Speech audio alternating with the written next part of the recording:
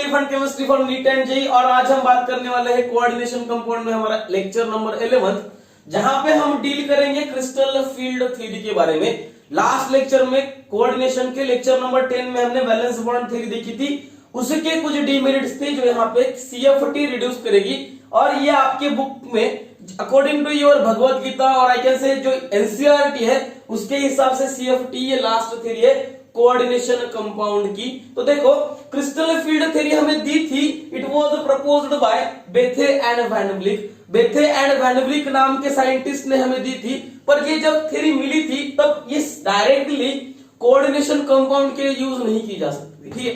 तो सबसे पहले ये थ्योरी यूज की जा चुकी थी आयोनिक क्रिस्टल्स के लिए। आयोनिक क्रिस्टल्स, अब ये क्या होता है, मान लो मैंने यहाँ पे KF लिया या KCl लिया, ये आयोनिक क्रिस्टल है, कंप्लीट सेपरेशन ऑफ चार्ज है और बॉन्ड फॉर्मेशन में अगर बॉन्ड बनेगा तो ये कंप्लीटली आयोनिक बॉन्ड बनेगा और इस केस में कंप्लीट सेपरेशन होगा चार्जेस का और जो बॉन्ड बनने वाला है ये आयोनिक बॉन्ड बनेगा, ठीक। ये तो सबसे पहली बात होगी। अब देखो जो आयोनिक बॉन्ड बनेगा और केमिकल बॉन्डिंग में पढ़ाऊंगा जब मैं इसके बाद शायद जियो से स्टार्ट करूंगा, उसके बाद केमिकल बॉन्डिंग। तो केमिकल बॉन्डिंग में 11th स्टैंडर्ड में आपने पढ़ा होगा, जो भी 12th में अभी है, 12th का टॉपिक है। तो आयोनिक बॉन्ड मतलब कंप्लीट ट्रांसफर ऑफ चार्ज या दो के दो इलेक्ट्रॉन एक जगह से दूसरी जगह पे ट्रांसफर करना, और इसी फिनोमेना को कहते हैं हम इलेक्ट्रोस्टैटिक बॉन्ड होता है। ये इलेक्ट्रोस्टैटिक नेचर की वजह से जो बॉन्ड फॉर्मेशन होता है इसी को हम कहते हैं आयोनिक बॉन्ड फॉर्मेशन, ठीक है। तो सबसे पहले जो आयोनिक क्रिस्टल्स के लिए बनी थी CFT, उसके बाद में हम पढ़ते हैं कोऑर्डिनेशन कंपाउंड्स के लिए।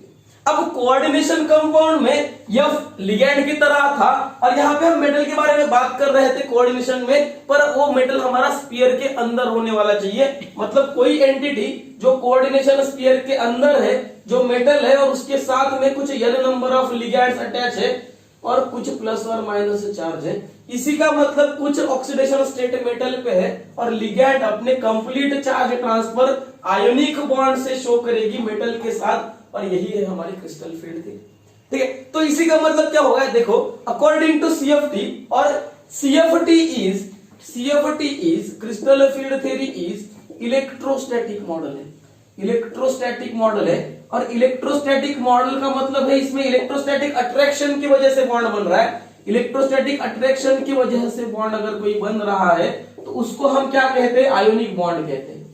और इसी का मतलब जो मेटल लिगैंड के साथ बॉन्ड फॉर्मेशन में यूज हो रहे हैं वो सारे के सारे जो बॉन्ड फॉर्मेशन करते हैं वो आयोनिक तरह का बॉन्ड फॉर्मेशन करते हैं, आयोनिक बॉन्ड फॉर्मेशन करते हैं, ठीक है। इससे पहले हमने पढ़ा था VBT में कोऑर्डिनेट कोवैलेंट बॉन्ड फॉर्मेशन हो रहा था, यहाँ पे आयोनिक बॉन्ड फॉर्मेशन है। ये दोनों कंसेप्ट एक दूसरे से बहुत जुदा जुदा खफा, ठीक है। तो सबसे पहली चीज, अब जो मेरे लिगैंड्स है, अगर मैं यहाँ पे लिगैंड की बात करूं तो 3 टाइप के लिगैंड हमने पढ़े हैं। सबसे पहला पढ़ा है हमने positive ligand, negative ligand and neutral ligand. Lecture number 3 या 4 में आप जाके देख सकते हो मेरे। तो इसी टॉपिक के जो पॉजिटिव लिगैंड है वो बहुत कम होते हैं, जैसे NO+ टाइप के लिगैंड जो पॉजिटिव होते हैं बहुत ज्यादा कम होते हैं, और इसी चीज को हम कहते हैं कि ये निग्लिजिबल है, ये बहुत कम है। तो हमें देखने हैं बस 2 टाइप के लिगैंड, एक देखने हैं न्यूट्रल एंड दूसरा देखना है निगेटिव। CFT के अकॉर्डिंग जो निगेटिव लिगैंड थे, देखो ये बहुत ज्यादा इंपॉर्टेंट पॉइंट है, न्यूट्रल लिगैंड में और निगेटिव लिगैंड में अगर मैं यहाँ पे F- कहूं तो वो निगेटिव लिगैंड में आएगा, H2O या NH3 कहूं तो ये न्यूट्रल लिगैंड में आता है, ठीक है। देखो ये बहुत इंपॉर्टेंट चीज है। अब जो लिगैंड है जो निगेटिव है वो CFT के अकॉर्डिंग पॉइंट चार्जेस शो कर रहे थे। क्या कर रहे थे, पॉइंट चार्जेस शो कर रहे थे। और जो न्यूट्रल थे, जो H2O और अमोनिया दिख रहा है वो डाइपोल फॉर्मेशन कर रहे थे। अब देखो अगर मैं यहाँ पे H2O का मॉलिक्यूल निकालूं तो इसमें डेल निगेटिव डेल पॉजिटिव इस तरह से पार्शियल चार्ज का सेपरेशन होगा, कंप्लीट चार्ज सेपरेट नहीं होगा, पार्शियल चार्ज सेपरेशन होगा। डेल निगेटिव यहां बनेगा, डेल पॉजिटिव यहां बनेगा। क्यों ऐसा बनेगा, देखो इन दोनों में से हाइड्रोजन एंड ऑक्सीजन के कंपैरिजन में जिसकी इलेक्ट्रोनेगेटिविटी ज्यादा रहेगी, इंपॉर्टेंट है, जिसकी इलेक्ट्रोनेगेटिविटी ज्यादा रहेगी, पार्किंग ऑफ निगेटिव चार्ज उसके ऊपर फेवरेबल रहेगा। ठीक है, तो इस पे del negative del positive partial charge separation दिखाया मैंने। अब अगर मुझे किसी मेटल के साथ Mn पॉजिटिव लिया, किसी मेटल के साथ बॉन्ड फॉर्मेशन में लेना है तो ये अपनी lone pair of electron del negative से डोनेट करेगा, और ये मेटल है, ये लिगेंड है, स्फीयर के अंदर है, तो ये कोऑर्डिनेट कॉम्प्लेक्सेस है। और इसी को हम कहते हैं डाइपोल का फॉर्मेशन करना। इसका मतलब जो मेरा NH3 है और H2 है वो इस तरह से डाइपोल फॉर्मेशन से आयोनिक बॉन्ड बनाते हैं, ये मैंने अब तक CFT ने मुझे बताया। ठीक है, अब बात करेंगे इसी जगह पे निगेटिव, या इसको मैंने क्या कहा, पॉइंट चार्जेस। देखो मेटल के साथ अगर कोई Cn- का जैसा लिगेंड है वो सीधा उसका निगेटिव चार्ज डोनेट करेगा, और ये जो बॉन्ड बनेगा उसका कहना था CFT का कि ये आयोनिक बॉन्ड बनेगा। मतलब हम अब तक जो कोवेलेंट बॉन्ड या कोऑर्डिनेट कोवेलेंट बॉन्ड या डेटिव बॉन्ड के बारे में बात कर रहे थे, CFT ने तो कहा कि तुम जो बात कर रहे हो कोऑर्डिनेट कोवेलेंट के बारे में वो एक्चुअली दरअसल ऐसा है ही नहीं। ठीक है, जो वहां पे कंसेप्ट लगेगा अकॉर्डिंग टू CFT वो लगेगा आयोनिक बॉन्डिंग्स का। ठीक है, अब यहां पे एक सबसे इंपॉर्टेंट चीज है आयोनिक बॉन्डिंग। देखो मतलब जो क्रिस्टल फील्ड थ्योरी है ये हमें किसी तरह की ज्योमेट्री या हाइब्रिडाइजेशन आइडेंटिफाई करने में मदद नहीं करता। ठीक है, ये हमें सिर्फ मैग्नेटिक प्रॉपर्टीज, जो वहां पे डीमेरिट था, magnetic properties and colour properties को डिफाइन करने में सबसे ज्यादा हेल्पफुल है क्रिस्टल फील्ड थ्योरी। अब यहां पे और इसी केस में अगर मुझे बात करनी है yes p d and f orbitals में, तो जो मैं हाइब्रिडाइजेशन निकाल रहा था VBT में sp3d2 या d2sp3, और मैं बता रहा था इनर d है, आउटर d है, ऑक्टाहाइड्रल है, इसलिए इसकी sp3d2 हाइब्रिडाइजेशन आया। मतलब मैं s ऑर्बिटल के बारे में बात कर रहा था, मैं d ऑर्बिटल के बारे में बात कर रहा था, मैं p ऑर्बिटल के बारे में बात कर रहा था, मैं अगर आएगा कोई तो f के बारे में भी बात करने वाला था। इसका मतलब मैं वहां पे sp में ज्यादा इंटरेस्टेड था, अब मैं यहाँ पे क्रिस्टल फील्ड थ्योरी में सिर्फ d ऑर्बिटल्स पे रिलायबल हूं, d ऑर्बिटल्स का ही मुझे इंटरेस्ट है, और इस तरह से d ऑर्बिटल्स को हमें पढ़ना है और उसके बाद उसकी स्प्लिटिंग पढ़नी है। और d ऑर्बिटल्स में 10 इलेक्ट्रॉन्स की जगह अगर d में है तो उसमें ऑर्बिटल्स हो गए कितने, 5 ऑर्बिटल्स पढ़ने हैं हमें, और उन 5 ऑर्बिटल्स का स्ट्रक्चर पढ़ना है कि x y z तीन जो कार्टेशियन कोऑर्डिनेट हमें बताता है, एक x एक्सिस आती है, एक y आती है, एक z आती है, उसके अकॉर्डिंग इन 5 ऑर्बिटल्स का शेप क्या होता है ये मुझे पढ़ना है। अब मेरा जो आने वाला नेक्स्ट पॉइंट है इसके बाद वो है शेप्स इन d ऑर्बिटल्स। शेप्स इन d ऑर्बिटल, देखो शेप्स इन d ऑर्बिटल्स, या यहां पे लिखूं मैं shapes of d orbitals, shapes of d orbitals. ये इंपॉर्टेंट है, देखो यहां से बहुत सी चीजें समझ में आती है। आगे वाली होने वाली जो स्प्लिटिंग्स है इन ऑर्बिटल्स की, इन ऑर्बिटल्स के स्प्लिटिंग के बारे में अगर समझना है तो सबसे पहले आपको d ऑर्बिटल का शेप समझना बहुत ज्यादा इंपॉर्टेंट है। देखो यहाँ पे 5 टाइप के d ऑर्बिटल्स बनते हैं, और 5 टाइप के d ऑर्बिटल्स बनते किस बेसिस पर है, किस बेसिस पर है, एक्सिस के बेसिस पर बनते हैं। और सबसे पहली चीज हम s को स्फेरिकल कहते हैं, p को हम डंबल शेप कहते हैं, और d को हम डबल डंबल शेप कहते हैं। और जो बनने वाले ऑर्बिटल्स होंगे ये डबल डंबल शेप होंगे, इस तरह से होंगे, डबल डंबल शेप होंगे।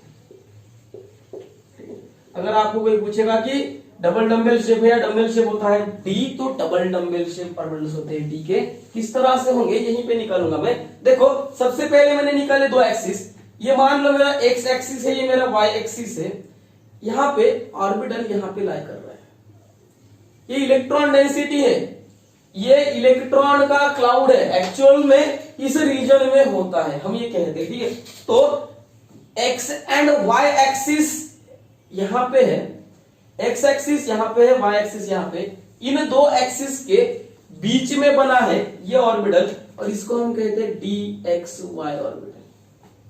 यहीं पे मैंने y निकाला और z निकाला, इन दोनों के बीच में एक ऑर्बिटल निकाले और इसको मैंने कहा dy z, क्योंकि y एंड z के बीच में है।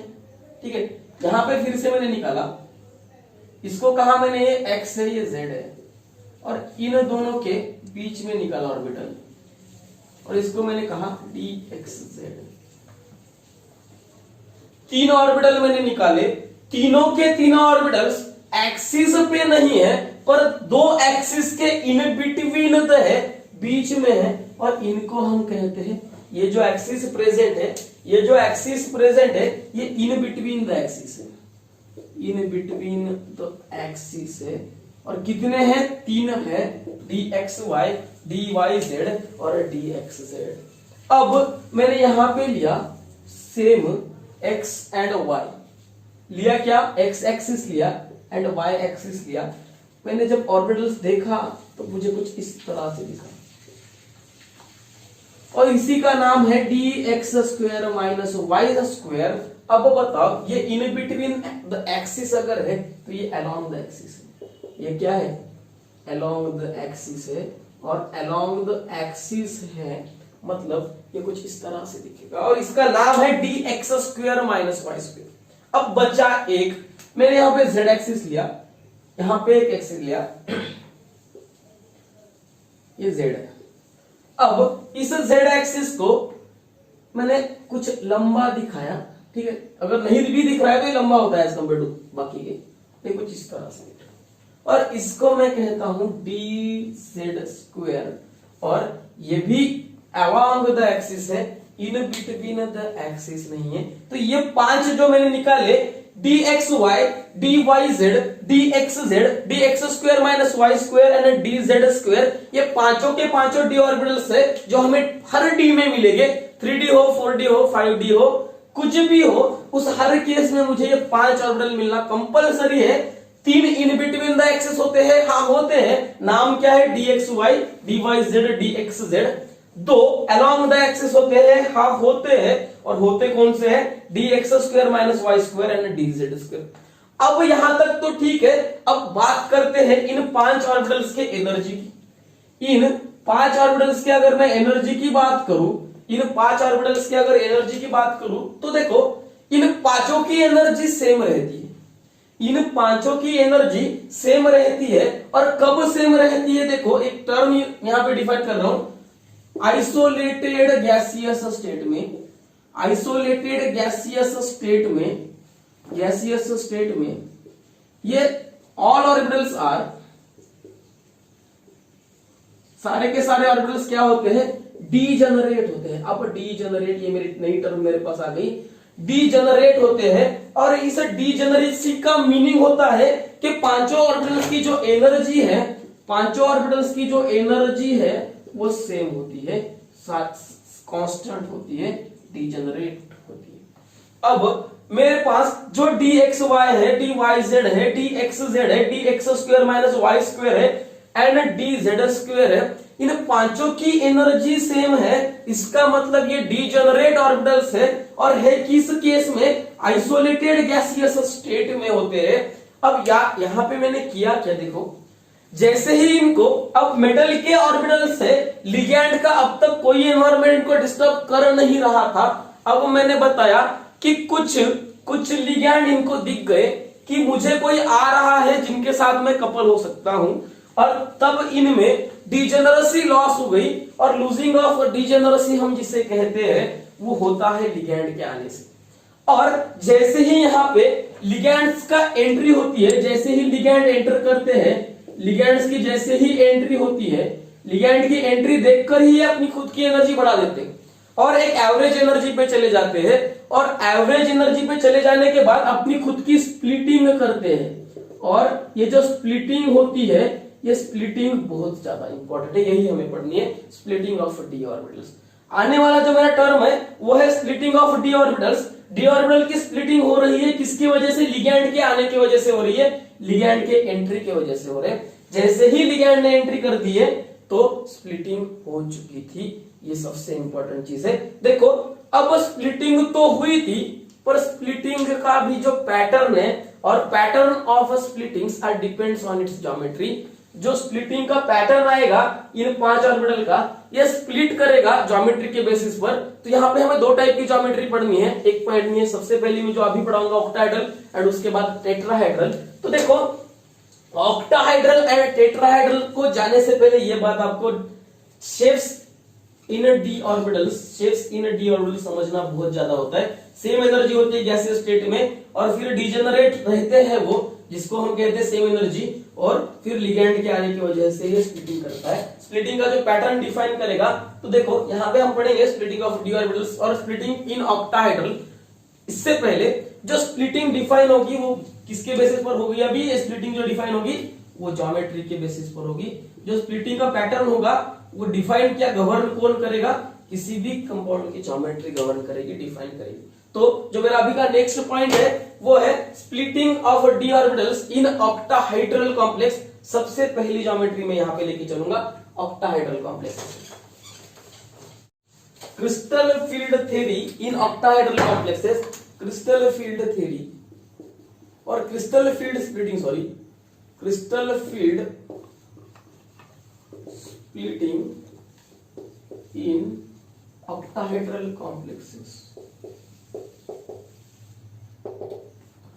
ऑक्टाहाइड्रल कॉम्प्लेक्सेस में क्रिस्टल फील्ड स्प्लिटिंग पढ़नी है।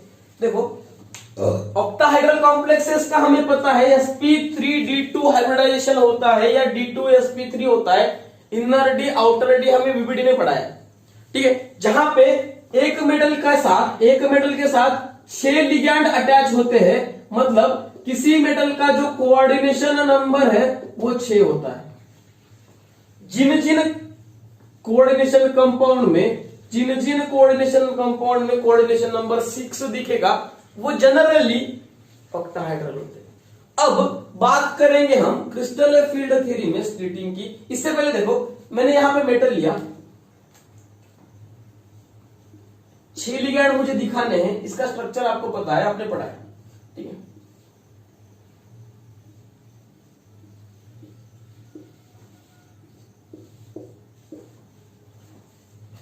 अब मैं बताता हूं कि ये कोऑर्डिनेशन नंबर 6 1 2 3 4 5 6 कोऑर्डिनेशन नंबर 6 वाला मेटल है। ऑक्टाहाइड्रल कॉम्प्लेक्स शो कर रहा है, स्ट्रक्चर ऑक्टाहाइड्रल की तरह है, ज्योमेट्री सॉरी हाइब्रिडाइजेशन sp3d2 है और ज्योमेट्री ऑक्टाहाइड्रल है। देखो इस केस में मैं बता रहा हूं ये z एक्सिस है, ये जो यहां पे आ रही है, इसमें यहां पे जो आ रही है ये z एक्सिस है, ये और ये x एक्सिस है, ये y एक्सिस। बहुत इंपॉर्टेंट पॉइंट है, ध्यान से देखो।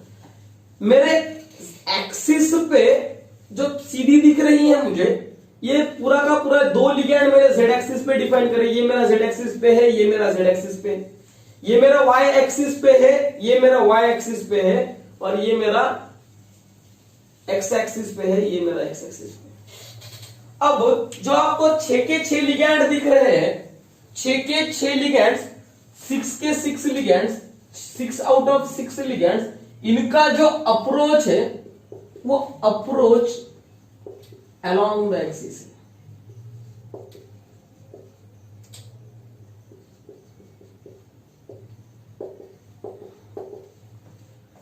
छह के 6 लिगैंड का जो अप्रोच है वो अलोंग द एक्सिस है, अलोंग द एक्सिस है, अलोंग द एक्सिस है, अलोंग द एक्सिस है, अलोंग द एक्सिस है।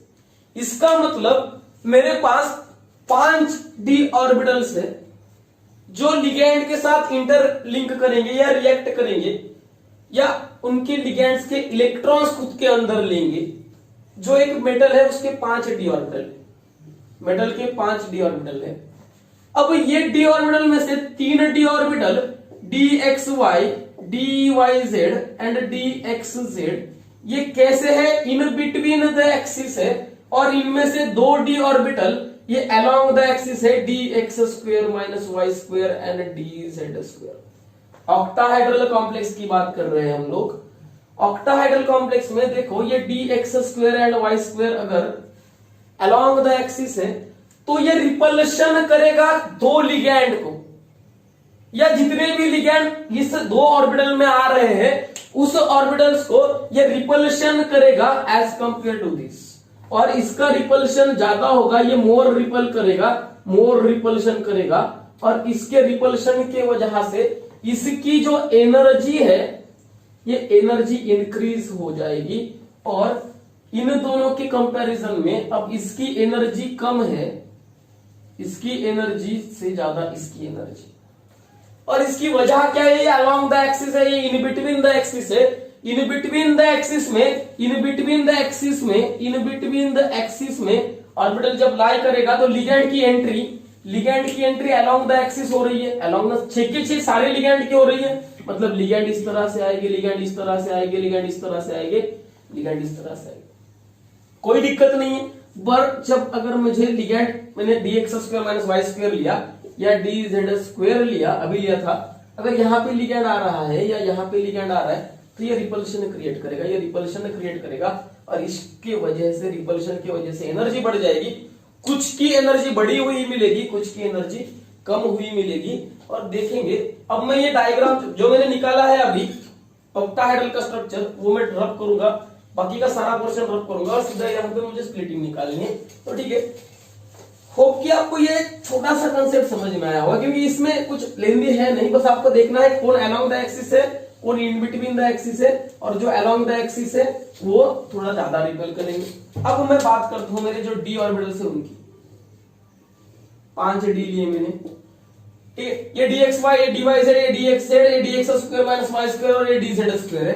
मान लो ये पांचों की पांचों ऑर्बिटल्स, ये एनर्जी की एक लाइन निकाली मैंने, ई लिखा, एनर्जी ऊपर बढ़ रही है, ठीक है। ये जो पांचों के पांचों ऑर्बिटल्स है ये मेटल के हैं, और किस स्टेट में है ये मैंने कहा था, एक लाइन में लिख के दी थी कि ये आइसोलेटेड गैसियस स्टेट में, आइसोलेटेड गैसियस स्टेट में ये डीजेनरेट है, मतलब इसकी पांचों की, इसी का मतलब 5d orbitals have same energy है पांचों के ऑर्बिटल्स की, पांचों के पांचों ऑर्बिटल्स में जो एनर्जी है वो एनर्जी सेम है, और इसी केस को हम कहेंगे कि देखो ये डीजेनरेट है। अब होता क्या है, इनको जैसे ही लिगैंड का आना दिख जाता है या पता चल जाता है कि हमको कोई आ रहा है जिनके साथ हम पैचअप कर सकते हैं, या हमारा एक बॉन्ड फॉर्मेशन जनरेट 5 ऑर्बिटल है हमारे पास, 5d ऑर्बिटल से ये एक एनर्जी पे चले जाते हैं, खुद को स्प्लिट करने से पहले की बात है, एक एनर्जी पे चले जाते हैं, और उस एनर्जी को हम कहते हैं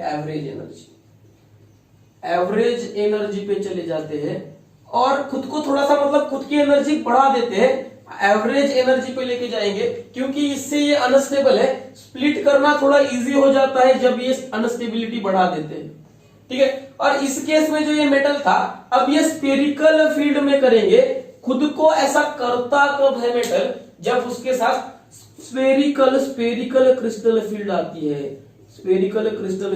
है, उस केस में ये अपनी एनर्जी थोड़ा सा एवरेज एनर्जी पे लेके जाता है, बढ़ा देता है, ठीक है।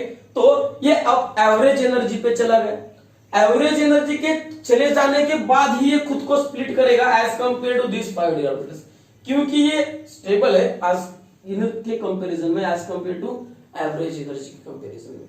मतलब अब जो मेरी स्प्लिटिंग होगी वो यहां से होगी, और देखो किस तरह से होगी, यहां से मुझे 2 ऑर्बिटल्स मिलेंगे, यहां से मुझे 3 ऑर्बिटल मिलेंगे, लिगैंड आने की बात कर रहा हूं मैं, इसको हम कहते हैं Eg, इसको हम कहते हैं T2G। इस G के पीछे भी एक कहानी है, बताऊंगा। इस E का मतलब होता है 2, T2 का मतलब होता है 3, G का मतलब होता है जेरेड, अनजेरेड का मतलब U होता है। तो ये जो G आता है, जेरेड जिसे हम कहते हैं, ये G सेंटर ऑफ सिमेट्री की वजह से आता है। सेंटर ऑफ सिमेट्री आपके लिए इंपॉर्टेंट नहीं है, बस ये मैं बता रहा हूं, इसकी एक वजह है। सेंटर ऑफ सिमेट्री को हम I से डिनोट करते हैं, तो ये G बताने की वजह है, जब हम टेट्राहेड्रल देखेंगे तो टेट्राहेड्रल में आपको T2 एंड E दिखेगा, G नहीं दिखेगा, T2 दिखेगा एंड E दिखेगा, इसलिए इस G की कहानी मैंने यहां पे बताई।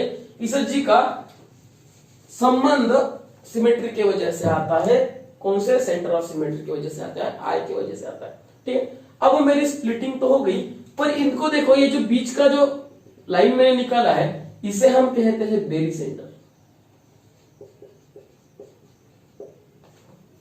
और ये जो कंप्लीट एनर्जी है T2G के ऑर्बिटल से लेकर EG के ऑर्बिटल तक की, इसको हम ट्रायंगल, छोटा ट्रायंगल जिसे डेल्टा और O, डेल्टा नॉट कहते हैं। और इसको हम कहते हैं स्प्लिटिंग एनर्जी, स्प्लिटिंग एनर्जी कहते हैं। ये जो स्प्लिटिंग एनर्जी की वैल्यू है ये है 1 डेल्टा नॉट, या इसे 10 DQ भी लिखा जाता है बहुत से केसेस में, ठीक है। अब ये 10 DQ आपको डिवाइड करनी है, दो केसेस में 10 DQ आपको डिवाइड करनी है। 10 DQ डिवाइड करनी है का मतलब देखो, यहां पे एनसीईआरटी ने एक पॉइंट दिया, इस तरह से दिया था कि यहां पे -2/5, यहां पे दिया +3/5। अगर आप इसको कैलकुलेट करोगे तो यहां से यहां तक की जो एनर्जी है वो आपको मिलेगी, कितनी मिलेगी रे, और यहां से यहां तक की भी एक एनर्जी मिलेगी, और उनकी अपने पास एक वैल्यू आ जाती है। देखो अगर इसको आप कैलकुलेट करोगे तो आपको यहां पे मिलेगा 0.6 और यहां पे मिलेगा 0.4। ये माइनस में है, ऊपर वाली प्लस में।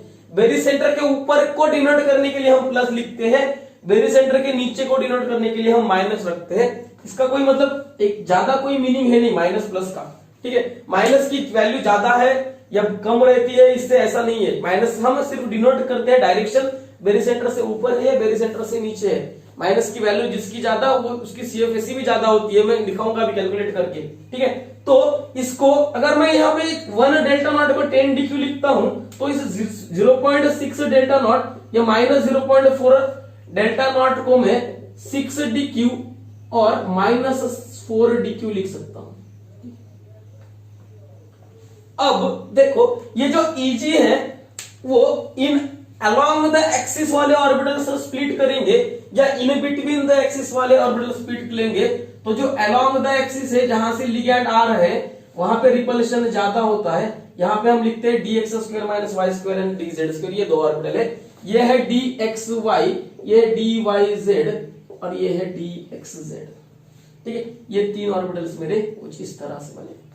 अब बात तो सिंपल थी, ठीक है, बात बहुत सिंपल थी। मुझे 5 ऑर्बिटल्स मिले, 3 इन बिटवीन द एक्सिस थे, उसकी एनर्जी डाउन थी। जो 2 अलोंग द एक्सिस है उनकी एनर्जी अप थी। मतलब ये मेरी पूरी स्प्लिटिंग है डी ऑर्बिटल्स की। होता क्या है, सबसे पहले जो आइसोलेटेड गैसियस स्टेट में डिजेनरेट ऑर्बिटल होते हैं 5d, जिनकी सारों की एनर्जी सेम होती है, वो थोड़ा एवरेज एनर्जी पे चले जाते हैं स्फेरिकल क्रिस्टल फील्ड के। और स्फेरिकल फील्ड में जब चले जाते हैं तो उनको लिगैंड मिलते हैं। लिगैंड मिलने के बाद ये खुद को स्प्लिट कर देते हैं। ये देखो कहानी कुछ इस तरह से, आप 5 लोगों का, 5 बंदों का, 5 दोस्तों का एक फ्लैट है। उस 5 दोस्तों के फ्लैट में आप रह रहे हो, सामने वाले फ्लोर पे या सामने वाले बालकनी में लड़कियों का एक फ्लैट आ गया, नई लड़कियां रहने के लिए आ गई।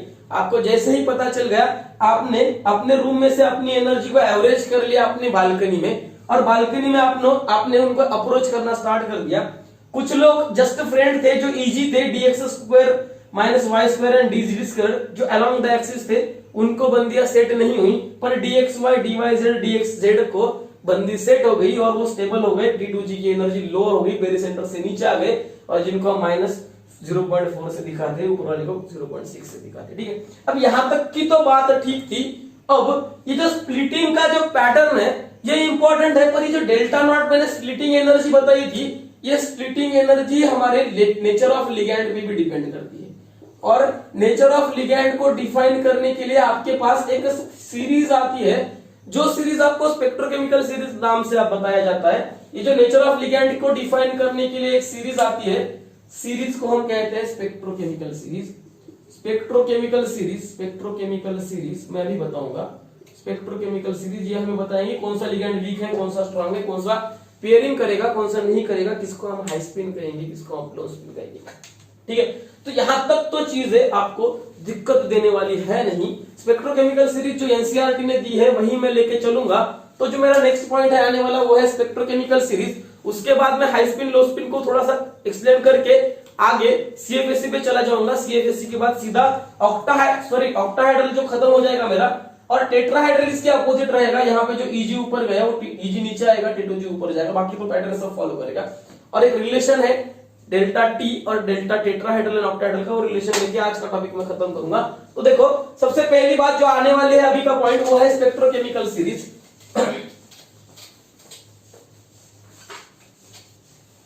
स्पेक्ट्रोकेमिकल सीरीज है एनसीईआरटी ने दी थी, उस एनसीईआरटी के एज इट इज मैंने सीरीज ली। एक्चुअल जो सीरीज है स्पेक्ट्रोकेमिकल की वो बहुत ज्यादा बड़ी है, तो मैंने सिर्फ जो एनसीईआरटी ने दी उसके बाहर आपको कुछ भी लिगेंड नहीं आएंगे, एनसीईआरटी ने जो दिया वही आता है, ठीक है, उसके बाहर करना नहीं है। तो देखो I minus B R minus S C L minus C L minus, ये मोस्टली 1 2 3 4 हेलोजेंस है।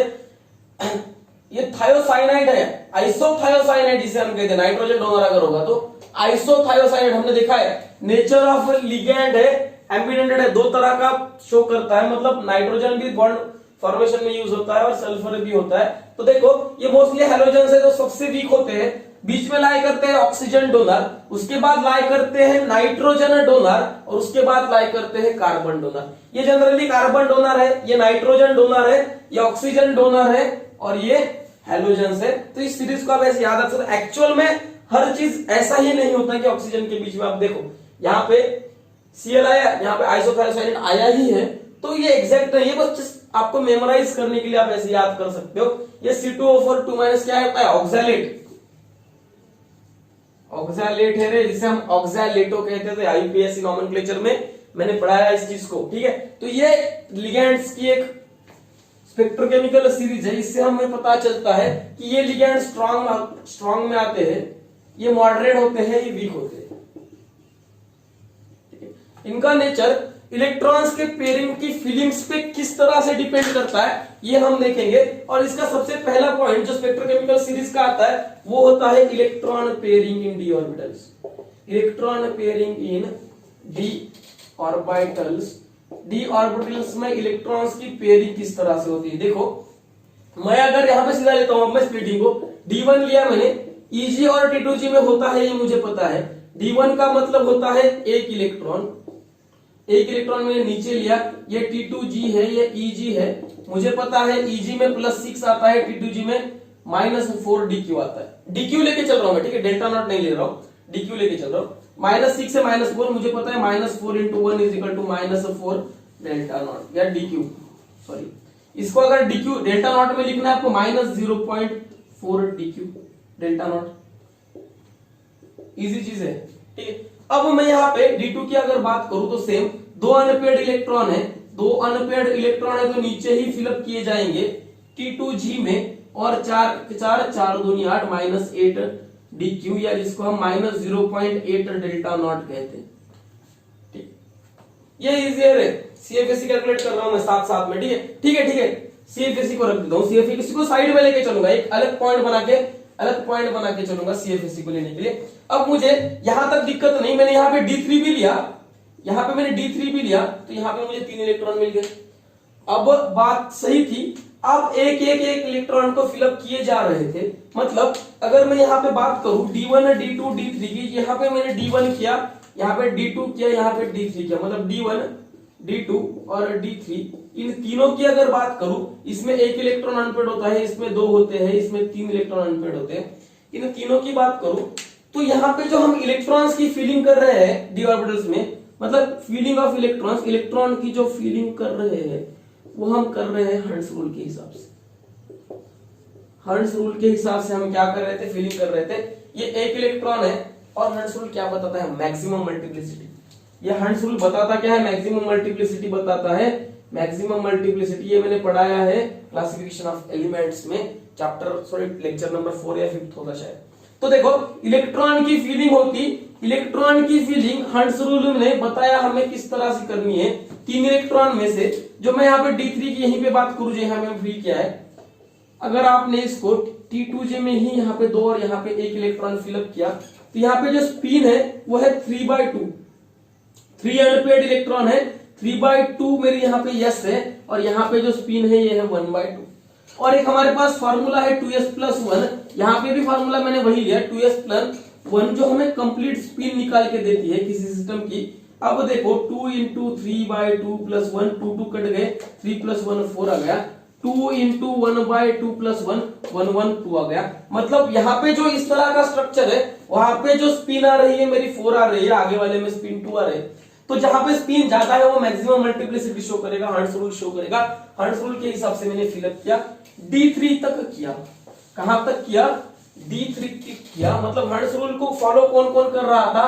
D1 कर रहा था, D2 कर रहा था, D3 कर रहा था, और देखो D8 करेगा, D9 करेगा और D10 भी करेगा। ये जो सारे के सारे है D3, D1, D2, D3, D8, D9, D10, इनमें से ये सारे हर्ट्ज रूल को ओबे करते हैं, जिनमें हमें no high spin and low spin का कंसेप्ट मिलता है। नो हाई स्पिन और लो स्पिन और लो स्पिन। अब हाई स्पिन और लो स्पिन होता क्या है? मान लो मैंने यहाँ पे D4 सिस्टम लिया और D4 सिस्टम में मुझे पता है नंबर ऑफ इलेक्ट्रॉन्स 4 होते हैं। मुझे दो टाइप का स्ट्रक्चर मिल रहा है। एक टाइम पे मुझे मिला कि 4 इलेक्ट्रॉन में से 3 इलेक्ट्रॉन नीचे फिलअप हो गए, चौथा चला गया ऊपर। और नेक्स्ट वाले सिस्टम में मुझे कुछ इस तरह से मिला, 4 में से मेरे 3 इलेक्ट्रॉन नीचे फिलअप हो गए और पहले में चौथा हो गया। मतलब पहले ऑर्बिटल में 2 इलेक्ट्रॉन फिल हो गए मैक्सिमम मल्टीप्लिसिटी के हिसाब से। अब ये नहीं था, ये मैक्सिमम मल्टीप्लिसिटी शो कर रहा था 4 अनपेड इलेक्ट्रॉन्स थे। यहाँ पे 4 अनपेड इलेक्ट्रॉन्स नहीं थे, यहाँ पे 2 ही अनपेड इलेक्ट्रॉन्स थे। देखो इन दोनों को अगर आपको देखना है, ये भी D4 है, ये भी D4 है, सिस्टम दोनों एक है। अब बात करूं मैं U की या अनपेड इलेक्ट्रॉन की, अनपेड इलेक्ट्रॉन की, तो यहाँ पे 4 है, यहाँ पे अनपेड इलेक्ट्रॉन 2 है। ठीक, देखो ये बहुत ज्यादा इंपॉर्टेंट चीज है। अनपेड इलेक्ट्रॉन यहाँ पे 4 है, यहाँ पे अनपेड इलेक्ट्रॉन 2 है। यहाँ पे स्पिन देखो 4/2 है, यहाँ पे यस है 4/2 और यहाँ पे यस है 1 प्लस हाफ प्लस हाफ, ये plus half 1 plus half plus of 2, 4/2 मतलब 2। यहाँ पे जो यस है वो 2 है, यहाँ पे जो यस है ये 1 है। हाई स्पिन मतलब स्पिन सबसे ज्यादा, और इन दो केसेस में इसकी जो स्पिन है ये 1 है, इसकी स्पिन 2 है। अनपेड इलेक्ट्रॉन 4 है, अनपेड इलेक्ट्रॉन 2 है। और इस केस में पहले वाले को हम कहते हैं हाई स्पिन कॉम्प्लेक्सेस और दूसरे वाले को हम कहते हैं लो स्पिन। आपको ये बहुत बार मिलेगा, high spin and low spin, ये बहुत ज्यादा इंपॉर्टेंट कंसेप्ट है। ठीक है, high spin and low spin बहुत ही ज्यादा इंपॉर्टेंट कंसेप्ट है। यहाँ पे हाई स्पिन हम इसे कहते हैं, इसे हम लो स्पिन कहते हैं। और जो हाई स्पिन होता है कभी कभी इसको और में देख लिखो स्पिन फ्री भी कहते हैं। ठीक है, स्पिन फ्री या जो स्पिन पेयर्ड होता है उसको हम कहते हैं लो स्पिन। स्पिन पेयर्ड मतलब पेयरिंग है इलेक्ट्रॉन्स की, ज्यादा है एज कंपेयर टू दिस। ठीक है, अब ये हो गया मेरा पहला पॉइंट कि हम हाई स्पिन और लो स्पिन को आइडेंटिफाइड कैसे करते हैं। जो मेरा एक और पॉइंट आता है यहीं पे कि पेयरिंग एनर्जी क्या होती है, पेयरिंग एनर्जी हम किसे कहते हैं, पेयरिंग एनर्जी हम किसे कहते हैं, ये बहुत ज्यादा इंपॉर्टेंट पॉइंट है। देखो पेयरिंग एनर्जी में ऐसा कुछ भी नहीं है, बड़ा कुछ भी नहीं है, इंपॉर्टेंट है एक छोटा। पेयरिंग एनर्जी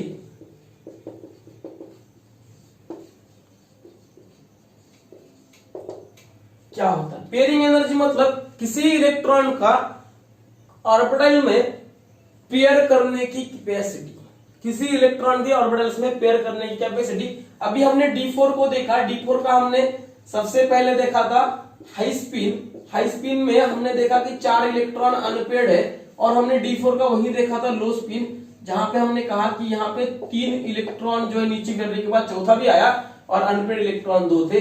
हमने इसको हाई स्पिन कहा, हमने इसको लो स्पिन कहा। पेयरिंग एनर्जी का मतलब होता है कि ये जो अभी यहाँ पे पेयर हुआ, इस पेयर करने की जो कैपेसिटी है, पेयरिंग कैपेसिटी, पेयरिंग एबिलिटी और कैपेसिटी। और ऐसा करता कब है? देखो इसके 3 कंसेप्ट है पेयरिंग एनर्जी के। सबसे पहला कंसेप्ट है अगर मेरा डेल्टा नॉट, डेल्टा नॉट का मतलब होता है स्प्लिटिंग एनर्जी। अगर मेरी स्प्लिटिंग एनर्जी, देखो अगर मेरी स्प्लिटिंग एनर्जी ज्यादा होगी मेरी पेयरिंग एनर्जी से, पेयरिंग एनर्जी से अगर ज्यादा होगी तो complex are always are low spin in nature, low spin complex formation होता है, लो स्पिन कॉम्प्लेक्स फॉर्मेशन होता है।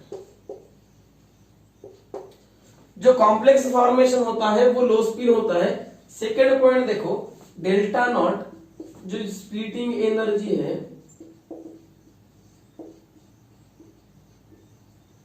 अगर ये कम है पेयरिंग एनर्जी से,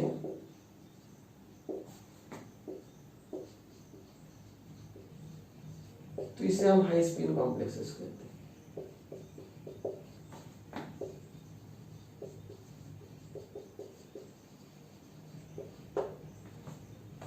और जो मेरा थर्ड पॉइंट है, delta not is equal to pairing energy, वहां पे high spin and low spin both type of complex formation होता है।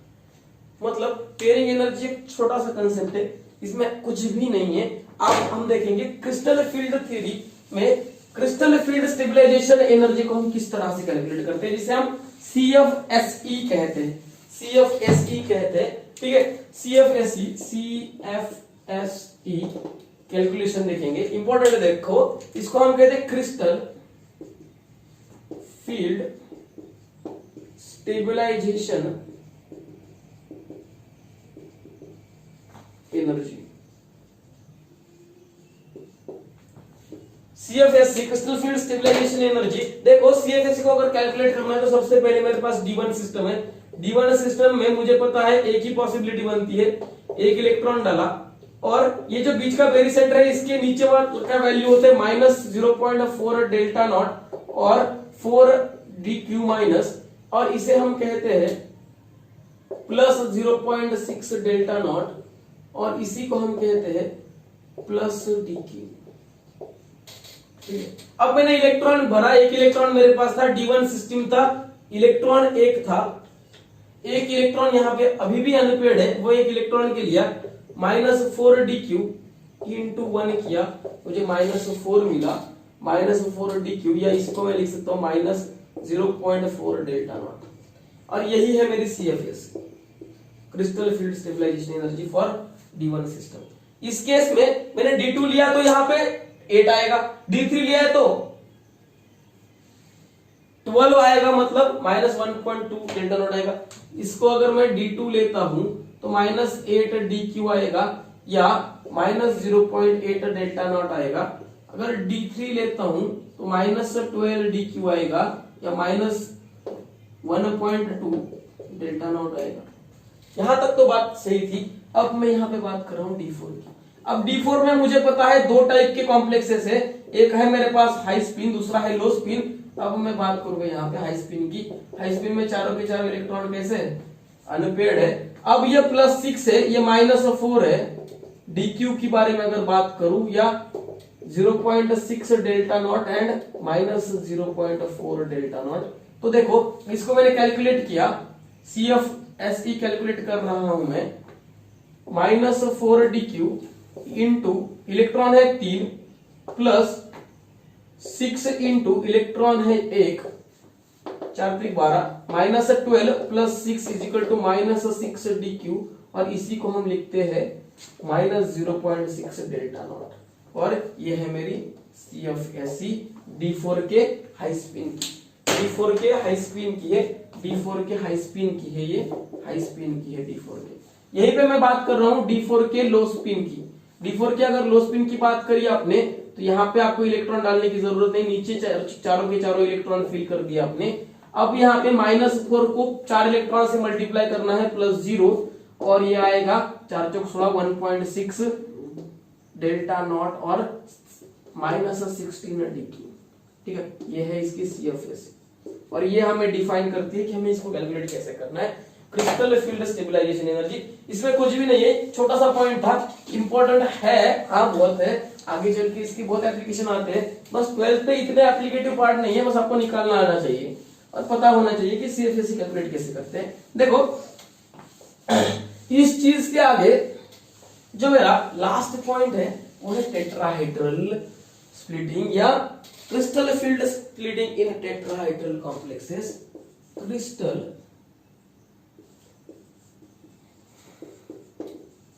फील्ड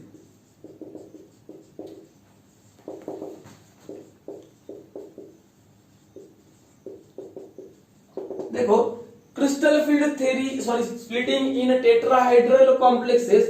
टेट्राहाइड्रल मतलब इसका कोऑर्डिनेशन नंबर आएगा 4, ठीक है, 4 कोऑर्डिनेशन नंबर आएगा, कुछ इस तरह से स्ट्रक्चर बनता है।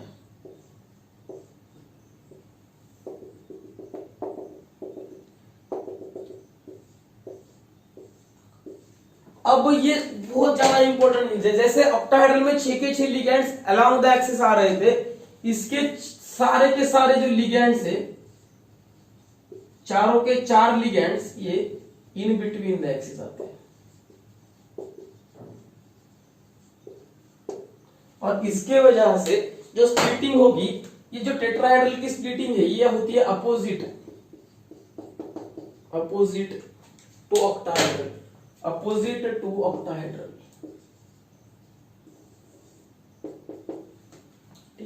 अपोजिट टू ऑक्टाहेड्रल का मतलब क्या है? ऑक्टाहेड्रल में हमने क्या देखा था, एक एनर्जी की लेयर थी, ठीक है, एनर्जी बढ़ रही थी नीचे से ऊपर, मैंने 5 ऑर्बिटल लिए, यहां पे भी मैंने 5 ऑर्बिटल लेना है, क्योंकि अगर आप डी ऑर्बिटल की कर रहे हो तो डी ऑर्बिटल चेंज नहीं होंगे, लिगैंड ही चेंज कर रहे हैं, बस नंबर ऑफ लिगैंड चेंज होगी, उससे कोऑर्डिनेशन नंबर चेंज होगा, उससे ज्योमेट्री चेंज होगी, ठीक है। तो मेरे ये जो लिगैंड्स थे, सॉरी जो 5 के 5 ऑर्बिटल्स थे, 5 डी ऑर्बिटल्स, ये 5 डी ऑर्बिटल्स मेरे डीजेनरेट थे। अब ये डीजेनरेट क्यों थे, कैसे थे, मुझे पता चल गया, डायरेक्ट डीजेनरेट लिखा। ये एवरेज एनर्जी पे चले गए, एवरेज एनर्जी पे चले गए, एवरेज एनर्जी पे,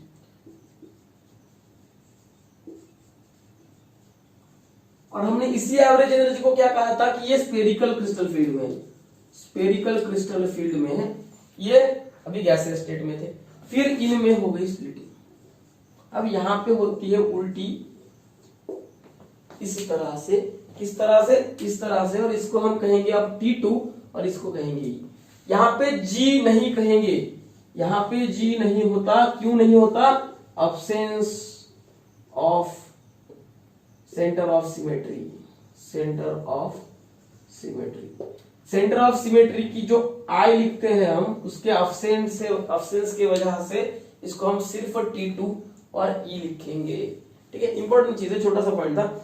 अब स्प्लिटिंग हो गई मेरी T2 एंड E में, ये मेरा बैरी सेंटर था, ये मेरा बैरी सेंटर है, और यहाँ पे एनसीईआरटी ने इसको भी इसी तरह से दिया था, वहां पे जिस तरह से दिया था, 5 में से कितने ऑर्बिटल नीचे गए? 2 ऑर्बिटल गए, प्लस है। 5 में से कितने ऊपर गए? 3 गए, माइनस है। और जब इसको आप कैलकुलेट करोगे तो आपको पता चलेगा कि ये पूरी जी वैल्यू है, ये है 1 डेल्टा नॉट, या जिसे हम कहते हैं 10 DQ, सेम इसको हम कहेंगे। देखो अब यहां पे भी हम इसको कहेंगे, ये 5 में से 2 चले गए और ये +4 DQ बन गया, और ये -6 DQ बन गया, ठीक है। इसका मतलब होता है इन दोनों की एनर्जी को बैलेंस करना इसके हिसाब से 6 और 4 से अगर आप तीनों ऑर्बिटल्स को मल्टीप्लाई करोगे तो 6 दूनी 12, 4 त्रिक 12, 12 आएगा, इसलिए हम इसको लेते हैं इस तरह से, 5 में से 2, 5 में से 3, माइनस है, नीचे है बेरी सेंटर से, इस बेरी सेंटर से नीचे है इसलिए माइनस, बेरी सेंटर से ऊपर है इसीलिए प्लस, बस इस तरह से। तो ये हो गई मेरी स्प्लिटिंग। अब देखो ये जो स्प्लिट हुआ, ये ligand in between the axis आ रहे थे, तो इन बिटवीन द एक्सिस वाले लिगैंड है सारे, और है कौन कौन से? DXY, DYZ, DXZ, ठीक है, और ये है DX² माइनस Y² DZ², ये ऑर्बिटल्स की स्प्लिटिंग हो गई। इसी को हम कहते हैं टेट्राहाइड्रल स्प्लिटिंग। और टेट्राहाइड्रल एंड ऑक्टाहाइड्रल स्प्लिटिंग में एक रिलेशन आता है जिसको हम कहेंगे डेल्टा टी। ये अब क्या बनेगा मेरा, सॉरी ये डेल्टा टी है, ये भी DQ आएगा, ठीक है। ये पूरी स्प्लिटिंग डेल्टा टी की है, ये कंप्लीट डेल्टा टी है, डेल्टा मतलब स्प्लिटिंग, टी मतलब टेट्राहाइड्रल, ठीक है। तो ये डेल्टा टी का एक रिलेशन आता है, और डेल्टा टी का रिलेशन बहुत ज्यादा इंपॉर्टेंट है। देखो बहुत से केसेस में आपको ये कंफ्यूज करता है कि डेल्टा टी का रिलेशन क्या है, बच्चों बता लो। तो 4/9 डेल्टा नॉट, ऑक्टाहाइड्रल को अगर 4/9 से आप मल्टीप्लाई करोगे तो डेल्टा टी टेट्राहाइड्रल मिलेगा, ये सबसे इंपॉर्टेंट था। और बात है कि सर एक चीज और भी है कि बताओ ऑक्टाहाइड्रल ज्यादा स्प्लिटिंग शो करेगा या टेट्राहाइड्रल ज्यादा स्प्लिटिंग शो करेगा? तो देखो ये इंपॉर्टेंट पॉइंट है, ऑक्टाहेड्रल स्प्लिटिंग ज्यादा होती है as compare to tetrahedral splitting. ठीक है, तो बच्चों आज के लिए हमने ऑक्टाहेड्रल टेट्राहेड्रल स्प्लिटिंग देखी, सीएफसी कैलकुलेट कैसा करना है, पेयरिंग एनर्जी क्या होती है, हाई स्पिन क्या होता है, लो स्पिन क्या होता है। अगले वाले इसी क्रिस्टल फील्ड थ्योरी का अभी जो सेकंड लेक्चर आएगा ये इसमें खत्म नहीं हुई, इसमें उसकी कलर प्रॉपर्टीज और उसके जो डिमेरिट्स थे उनको मैं डिस्कस करूंगा। तो आने वाले नेक्स्ट लेक्चर में मैं उसको खत्म करूंगा सीएफटी में। आज के लेक्चर में पूरे टॉपिक में अगर किसी को कुछ डाउट्स है तो मुझे कमेंट सेक्शन में बताना। आज के लिए बस इतना ही, थैंक यू।